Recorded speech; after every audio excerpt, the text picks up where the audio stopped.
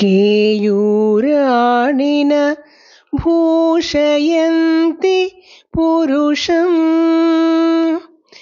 హారాన చంద్రోజ్వలాః న స్నానం న విలేపనం న కుసుమం నాలంకృతా మూర్ధజాః వాణ్యేకా సమలంకరోతి పురుషం యా సంస్కృతా ధార్యతే క్షీయంతే ఖలు భూషణాని సతతం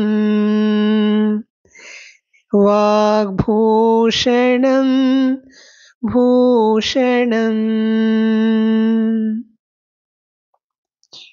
ఈ శ్లోకం యొక్క భావం: భుజకీర్తులు అనగా కేయూరాలు, చంద్రుని కాంతిలా మెరిసే హారాలు, స్నానాలు, సుగంధ లేపనాలు, పూలు, అలంకరించుకున్న తల వెంట్రుకలు ఇవేవీ మనిషికి నిజమైన అలంకరణలు కావు.